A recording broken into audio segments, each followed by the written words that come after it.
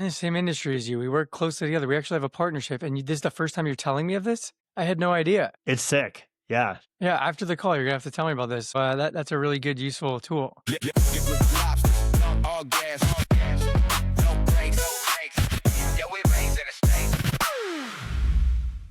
Living with right, we're back. lobsters too. I'm overwhelmed, but it's an exciting overwhelmment because I'm doing so much right now.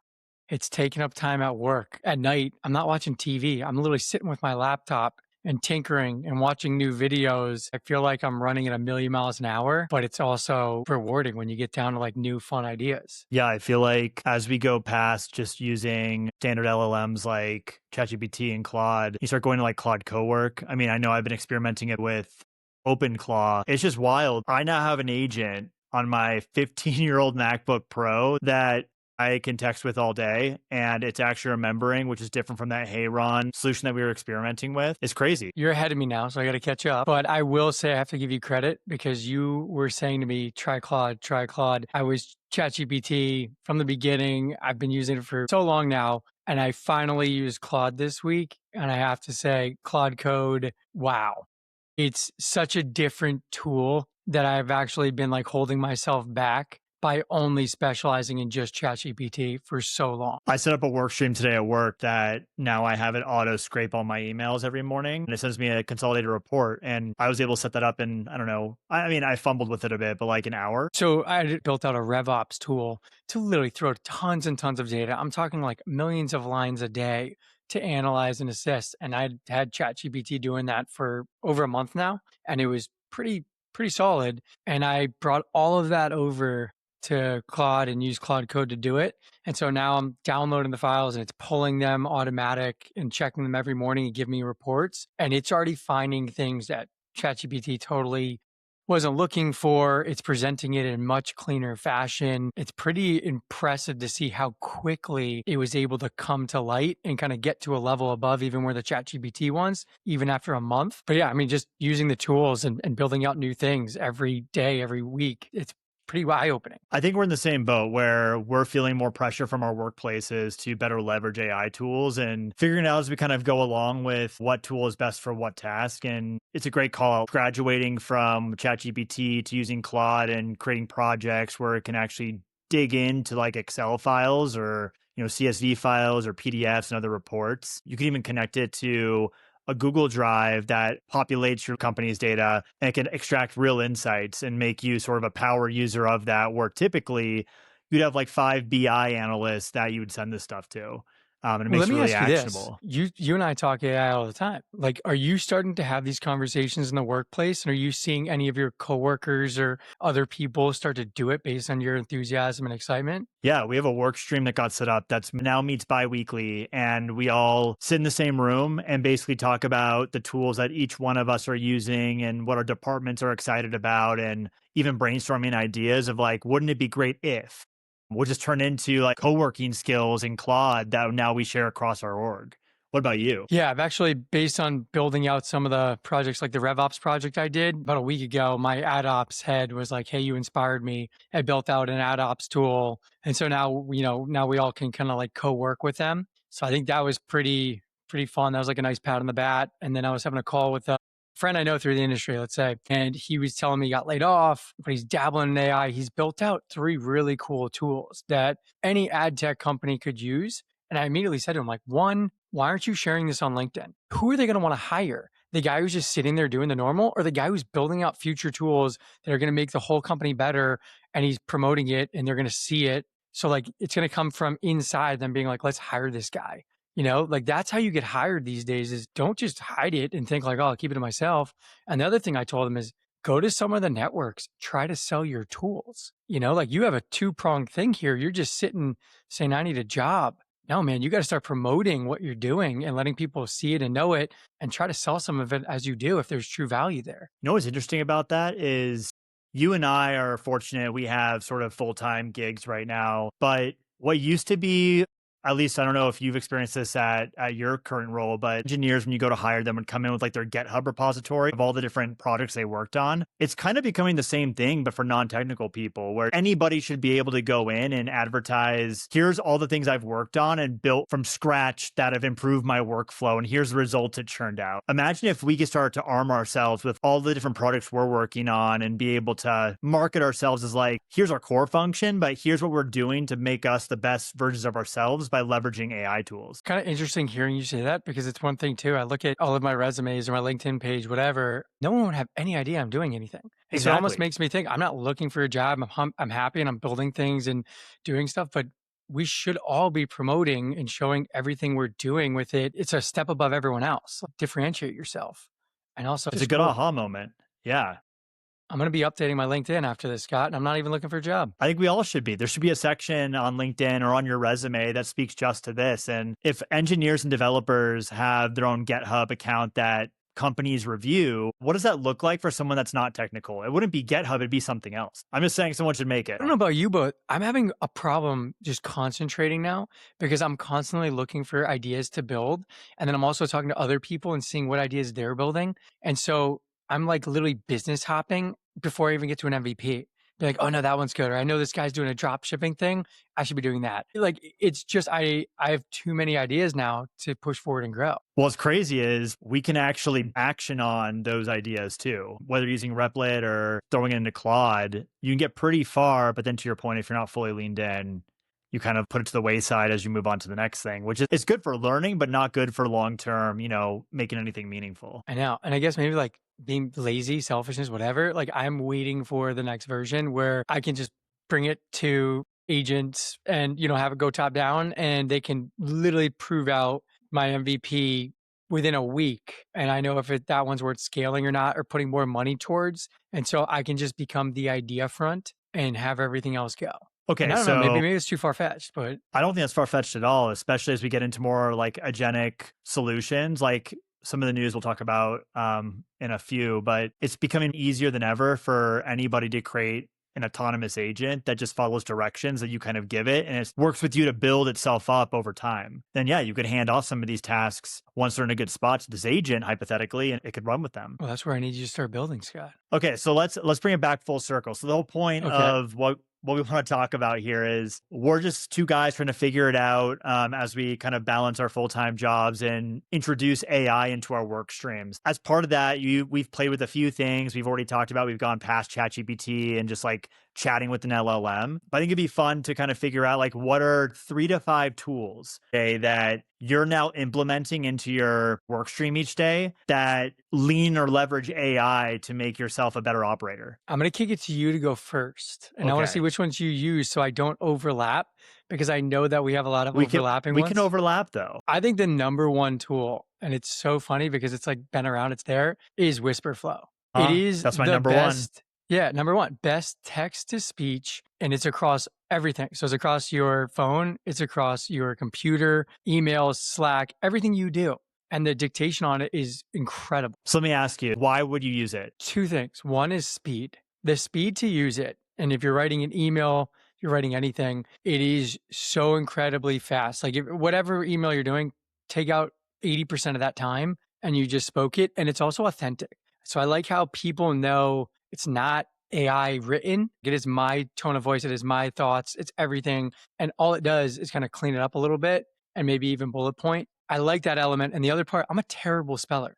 Like, even when I'm typing, if it doesn't get corrected, I got to look this up. Like, what was I trying to say? So it goes all into speed again. So that's why I love it. And what about you? Well, I'm going to take it back just a few steps. So Whisper Flow basically lets you talk to your computer instead of typing. And so Jay, I don't type anymore. If I have to type or text with my fingers, it's like a hassle. And to your point, I'm a terrible speller too. So to have Whisper Flow just hear my messy train of thought like you guys are hearing right now and have it just really put a bow on it and make it email worthy is huge. And so now I'm like talking to my email, talking to my Slack. I know that it probably comes off as like who's typing for Scott because there's no spelling errors anymore, but I think it's a good thing. Yeah, that's I it, use man. it for Everyone's got to use it. everything. Yeah. I'm trying to get everyone I know to use it, and I'm not endorse. I mean, I don't get paid to do it, so it's not a referral or anything. Just use it. That's my number one. I could I can go. go number two. Yeah, you go. You start number two. All right. Number two is Claude. I have started implementing Claude, and I think let me preface where I would start with it. I started using it. We're in the ad industry to troubleshoot web pages because Claude has this browser plugin that anybody that's a pro subscriber can install, and it'll basically let you give Claude the keys to your web browser and say, "Hey, I want you to look for this," or "Hey, this isn't working. Can you investigate it?" And it does it, and it comes back with an answer, and it comes back with a recommendation of here's what you should fix, which is I used it to forward a ticket on to my engineering team or developer team to handle just this. I'm in the same industry as you. We work closely together. We actually have a partnership, and this is the first time you're telling me of this. I had no idea. It's sick. Yeah. Yeah, after the call, you're gonna have to tell me about this. So that's a really good, useful tool. Thanks, bud. Yeah. But yeah, Claude, I mean, that's where you start with it, or that's where I started with it. And of course could do like typical LLM type stuff, like how everyone's kind of using ChatGPT today. But Yeah, then you start going a bit further into it, and now like I have automated steps set up on my work computer and my personal computer to check for certain things each day. I've created a Claude cowork project and assign it tasks, and so the coolest thing about it is like if I have a problem, I just start chatting with Claude the way I would ChatGPT, and it then sort of walks me into like, okay, I hear what you're saying. Here's what you do next. Okay, I've done that. Here's what you do next. And so A, B, C, D leads to, 5, 10 steps down the road where now I have Claude plugged into my Gmail, checking my emails every morning, piecing through all the newsletters that I signed up for that has a lot of industry news, which I'm interested in. But it takes all those newsletters, compiles the most important pieces, removes the redundancy, and shows it to me right next to any pressing emails from the last 24 hours, any events I should be prepared for either today or in the next week or two. It's pretty crazy. I know it makes you like wonder too. Like all I'm doing is trying to like unsubscribe from all these, even though I do like some of them, but I don't have time for it. So that's a good use, and then just get the quick hits. I was actually Nice. thinking, do you unsubscribe or do you continue subscribing? You mean once you have that tool being Yeah, used? I because think you then have. it gets smarter and smarter. It gets more information. Yeah, so that's what I'm saying. Like I'm unsubscribing, not using something like that, but I'm also not even looking at like the current news. Yeah. So I need to follow that. I'm gonna change it up. I don't know if I brought this one up here yet, but we're obviously business development guys, sales, but also just networking. And I think it's so underutilized, and they're not even advertising it right. But there's a company called Bordy AI, I never heard of and that. you sign up for it. It's a network play, and they built it for startup founders who wanted to be connected to VCs and get funding. But while they did that, the tech community took to it. And so you have all these people who are literally just on there looking for connections in their industry, or they're looking to sell something. And so I built out, and you talk to the first initial call you have with it, you're talking to Bordy, you're telling Bordy about yourself, comes up with a bio, and then it starts to work through and talk and like try to make connections and intro you to people. So I think from there, it's very strange because anyone who's on there wants to connect in some way. And then when you have Bordy say like, hey, you both connected and wanted to talk, it's a warm intro. And so for anyone who's not in sales, LinkedIn messages don't work anymore. Cold emails don't work anymore. It's either like a warm intro from a friend or you're going out to a conference and meet someone in person. So to have Bordy be able to kind of make that warm intro is huge. And then where other people underutilize it is you have to still be proactive with it. So I have it open on my screen in WhatsApp and I talk to Bordy every morning and look for new connections. And again, it's not. I'm not always trying to sell. Sometimes I want to just like meet AI founders. Sometimes I want to meet people in the ad industry and just chalk it up and see what I can learn from them. It's all about network for anyone who likes living at home and they don't want to go to the city or they don't want to go to conferences. No more excuse. Just use Bordy. Have a call a week, 2 calls a week, and you're building your network. Who are you talking to? Like, is it from people around the industry or is it from like various industries? You can hone it in. So when I built it out initially, it was all, hey, Bordy, I want to talk to people in the ad tech industry. And I want to talk to executives, decision makers. And, even if they were at a company that we had no overlap with, as we all know, these industries are very small. Someone could change roles, but just to know someone is always good and to be connected and see if you can help them. So I started with that framework. And then I changed it to, hey, Bordy, like, let me talk to the AI founders. Like, I'm learning about AI. I want to talk to more people, or maybe even like I could consult for them, promote their business. So I've gone that route. I also changed it up and said, like, hey, set me up with some of these AI founders looking for like small investors, do some like angel round investing. And so again, it's like anything that you want to hone in on, it will do it and find the right people for you to chat with and make that connection. That's pretty cool. I got to check it out. Worth doing. Yeah.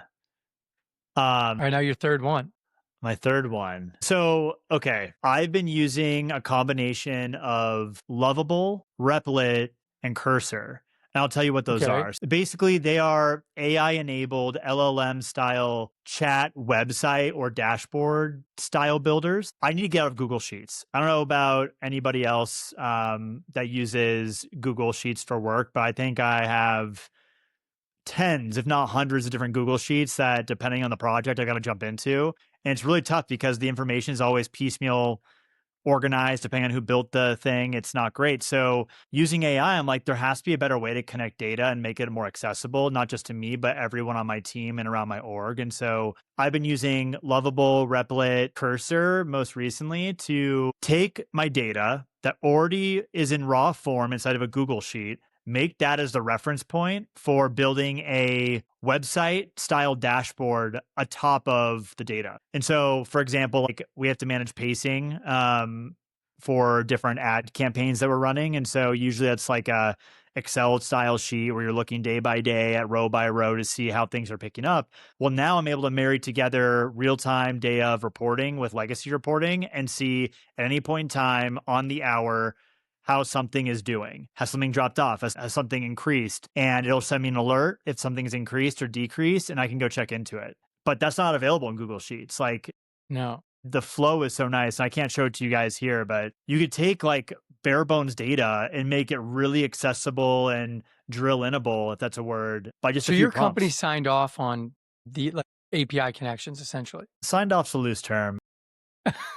I have the blessing to go We'd and have to explore cut this these one out. things. No, I mean, my company's just really leaned into AI and is trying to empower everyone to think about things differently. And so, as you know, for the reason we built this sort of podcast, like I'm trying to do and walk the walk of what else can I do to make things easier and more streamlined. I like that. We kind of have something in one of the companies I work with, but it's not as uh like hourly updated. It's more so like day. And so hearing you say that, I was like, now we have to figure out how to take it one step further and get the alerts. So yeah, it's cool to see how everyone can have a similar idea or thought or build something. And then when you talk to other people, it's like, oh, they took it a level above. Like I can go further.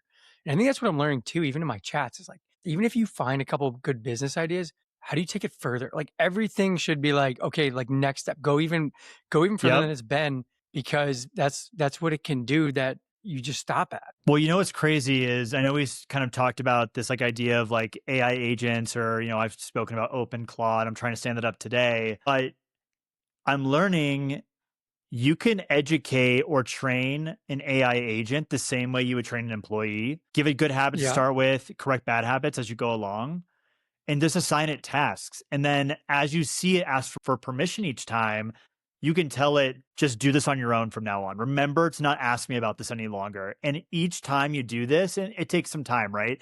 But each time you do this, it becomes more and more autonomous. And it only checks in with you as you need, as it needs to escalate, the same way a junior employee would escalate to a manager. I think one thing that I constantly forget, and you just talked about there, is you have to continuously like have a little post-it note that says, tell it to remember. Tell it to remember. And I feel like a lot of people forget that, but that's like one of the key pieces to just keeping it flowing. But you don't have to. You don't have to. If you spend the time to train your agent, drill it into its skull, or, computer skull. Remember, when I tell you something, you need to remember it. I want you to check in every hour and make sure you're distilling down what we've discussed and not forgetting. And you can keep forcing it. And then if it doesn't remember, you correct it and you say, stop everything you're doing. And the only task is to treat this like a bug and fix it. And then you move on. A few hours of that ends up being where you don't have to tell it to remember anymore. Yeah. Well, I guess we're gonna have to get into that down the road about Yeah. just the training, right? It's training a real employee. Yeah, So before we go exactly. down that rabbit hole, sorry, do you want to go ahead? No, you got it. Oh, there's a long-winded third. So I was like, shoot, what am I gonna do for mine? Well, why don't we take should we table like a third unless you have a good one? I have so many. So like, yeah, I mean, the two I gave, those are the top ones. Go with those. Okay. It was Whisper Flow Number one, and what was it called? Boredom? Bordy. Bordy, not boredom, Bordy Bordy. with a Y dot AI. And if I Yep. got to throw out a third, which I'm going to, it's Lightfield AI. It's literally a new CRM system where, like everything, it taps into your emails, taps into your calls. There's no input anymore that I do. So for anyone out there who's like small business owner, a consultant, BD, and you want to like do stuff not within the company, what they're doing with HubSpot or Pipedrive or Salesforce, Field saves so much time, preps calls, everything. I never had to do any data, and I just download whatever I need to send the team so they know I've done X, Y, and Z. That's sweet. And so it basically stitches it all together, gives you context, and gives you takeaways. Yes. And as the morning debriefs, like, hey, this is who you're talking to. Here's this call. If it's a cold one, it literally lists out everything about their business and how much revenue they do, how many employees. Here's the angle, how we think it's going to fit based on your company and their company. Here are the people in. We can even tell you if you have like mutual connections from LinkedIn. I mean, it's Do very you have to give strong. it And do you log into LinkedIn then? Like, do you log into these things with it? I think it was like LinkedIn I did, but outside of that, your Gmail, right? You got to give it access to that. So then that way it can see everything and see your calendar. I live out a Google Calendar too. So that was pretty much like the prereq. That's awesome. So saving you a tremendous amount of time each day and making you more prepared for any call you jump onto. It's so freeing too, as a sales business development guy, to not have to update all of the data and everything. Even on a call, your prospect is going nowhere. You don't have to do anymore. It automatically did it for you. On to the Yeah. next thing. Yeah. That's Love it. awesome. Yeah. So I know we only have a few minutes. Why don't we recap? Like, if you haven't started today, what are the first things you should really strongly consider to improve your work stream? I want you to start with this one. Okay. First and foremost, I would download Whisperflow. It's $10 a month. It just unless you're in an environment where you can't speak to your computer, it just saves you so much time in terms of correction, in terms of manual typing. As Jay mentioned, like it's great. I would say that the other one too. Not going off what we said, but I really think get out of your comfort zone and try different LLMs. Again, like I was stuck on one and eye-opening to see the difference. And you can even Google, like, hey, if I use, like, what should I be using ChatGPT? What should I be using Claude for? What should I be using XYZ for? And that'll even give you a good starting point to start thinking about it differently. That's a really good point. It's trying each one out. Like, if anything, Claude and ChatGPT, but you should also consider Gemini, in my opinion, and figure out what works best for you. There are certain questions that I only really take into ChatGPT, and there's certain ones I only bring to Claude. And Gemini I use once in a while. I should probably unsubscribe from it. But that's just me. Now, Nano Banana is pretty good. Well, yeah, okay. So building like visuals, definitely. But beyond that, I'm not using it for like deep investigative work. I know others do, but that's just not my flow. Scott, what are the ones? There's a couple tools out there where you can actually sign up for it, and it pretty much umbrellas all of the major LLMs together. And then from there, depending on what you're doing, it'll call upon the best option for you. Have you seen those out there? Do any of them work perfectly is sort of my question, I don't know. I haven't tested because them. if what I've read, because I was trying to figure this out, is none of them have like fully perfected, like extracting the context from what you are asking and then picking the right model for the job. A lot of them kind of default to like the cheapest models to save on costs for them because yeah, you end up paying like a monthly subscription for those services. And it's like $200 a month to use that like full Whoa. overview. That was a Yeah. long time ago when I looked up one and I did not go that route. So maybe not. Maybe just like play around with a couple. Even like Gemini, is it free with Google at this point? So if you're not using it, at least try it. It's within your Gmail, and everyone has Gmail. So that would be my take. Yeah, play with these LLM tools and try to go into some of the more advanced features. If you're not comfortable with those, just ask the LLM, how do I do this? How do I go to the next level? And it'll like Jay, as you mentioned, it'll keep pushing you through it. And you just keep asking questions at it and it'll push you through it. And that's how you eventually can build your own agent or build a task that automates every day and unlocks just a whole different level of productivity within your workflow. It's crazy. Once you do that too and you go down that path, it's just like, okay, what's the next thing I can do? What's the next? Yeah. And then you're hooked. Yep. Absolutely hooked. Speaking of next things, I think, I don't know, next week we'll come back and maybe, I don't know the topic yet. I have some cool stuff that I was working on. Hopefully, it'll be done by next week. I want to see it, Scott. I want to see it because we're doing a lot here on the basics, and I think now we should get in front of people and start to implement things. And even if we fail, we fail, but it'll just show the progression. And we're telling people to go out and try all these things and tools and LLMs. So I think we got to put our money where our mouth is and start to perform as well. I agree. All right, Yes, Jay, I got to run, but until next week. I'm out. Cool.